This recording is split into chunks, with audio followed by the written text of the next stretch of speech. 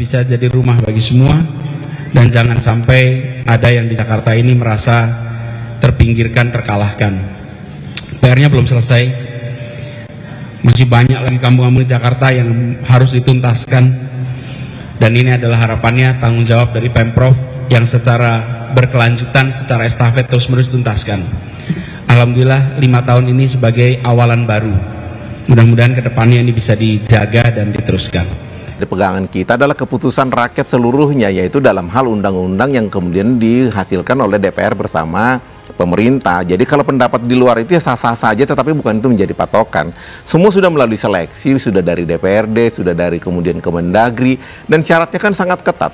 ASN, kemudian Eselon 1, tidak ada disebutkan di situ mesti pejabat Kemendagri, tidak ada juga yang pejabat dari sumber daya mineral yang kemudian di Bangka Belitung, ada yang kemudian bekas Kapolda, yang kemudian di Papua. Jadi di DKI tidak ada yang masalah sebenarnya. Bukan Pak Heru, sebenarnya saya pada posisi pilihan yang layak untuk dijadikan PJ Gubernur, karena saya punya catatan waktu kasus pengadaan lahan Cengkareng itu Pak Heru Budi ini menerbitkan nota yang mengusulkan untuk membeli lahan itu, dan lahan itu sekarang jadi kasus korupsi, sedang penyidikan di Bareskrim. Dan karena apa? Lahan tersebut ternyata lahan milik Pemprov DKI, dan waktu itu Pak Heru adalah sebagai kepala BPAD yang bagian aset gitu. Nah, hanya nota, kan tentu ada pejabat yang berwenang untuk menggali hal ini, apakah Bareskrim, KPK dan sebagainya, dan itu sebaiknya diserahkan kepada pejabat yang berwenang. Karena kalau hanya dilontarkan begitu nota saja menjadi catatan kan tidak baik lah ya. Karena itu kan tentunya tidak bodoh tim penilai akhir tidak melihat itu di dalam catatan mereka.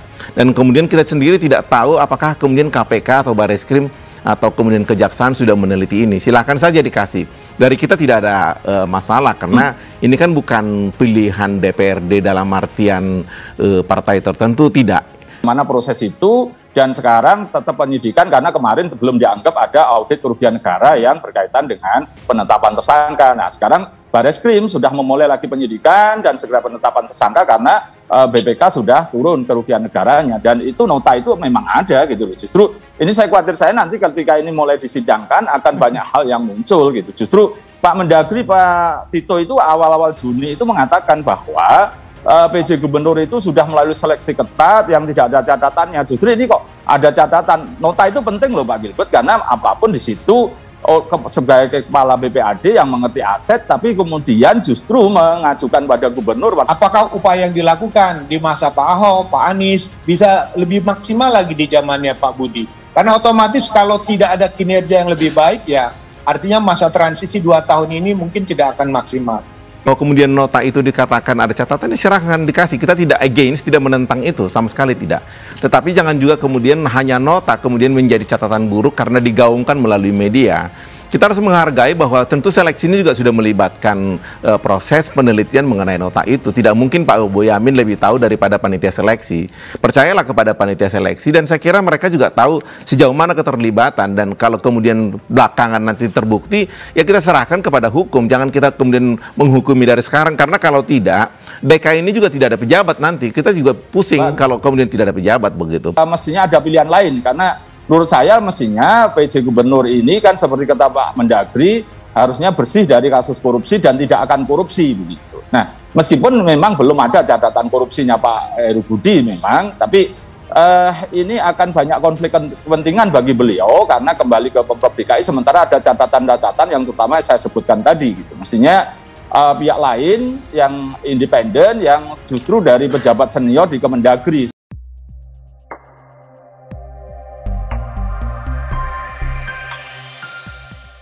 Kabar penunjukan Kepala Sekretariat Presiden Heru Budi Hartono menjadi penjabat PJ Gubernur DKI Jakarta, menggantikan Anies Baswedan yang akan purna tugas pada tanggal 16 Oktober mendatang, telah beredar luas dan menyita perhatian banyak kalangan.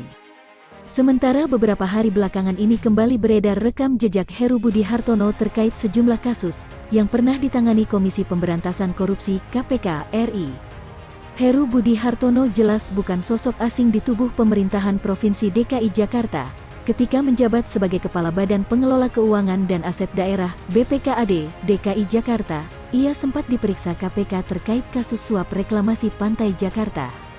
Heru juga kerap dikaitkan dengan kasus pembelian tanah Cengkareng dan tanah RS Sumber Waras di era Gubernur Basuki Cahayapurnama alias Ahok. Itulah sebabnya, menurut pengamat kebijakan publik Amir Hamzah, seandainya benar-benar diangkat menjadi PJ Gubernur DKI, Heru Budi Hartono dapat memberikan keterangan kepada KPK mengenai kedua kasus itu secara jelas. Senada dengan itu, pakar kebijakan publik Narasi Institut, Ahmad Nur Hidayat, mengatakan Heru Budi Hartanto juga pernah dipercaya Gubernur Ahok mengurusi normalisasi waduk Pluit. Dia juga mengingatkan, Perkumpulan Aktivis Jakarta, PAJ, pernah menggelar aksi mendesak Bareskrim Mabes Polri untuk memeriksa dan menangkap Heru Budi Hartono yang dicurigai ikut dalam tindak pidana pengadaan tanah untuk pembangunan rumah susun di DKI Jakarta tahun 2015 dan 2016. Selain itu, Heru juga diduga memiliki informasi mengenai skandal hak pengelolaan lahan, HPL, di pulau-pulau reklamasi yang berada di pantai utara Jakarta. Ahmad Nur Hidayat menilai, sebaiknya jabatan PJ Gubernur DKI Jakarta diserahkan kepada sosok yang mengenal sepak terjang dan tata kelola pemerintahan yang dilakukan gubernur sebelumnya.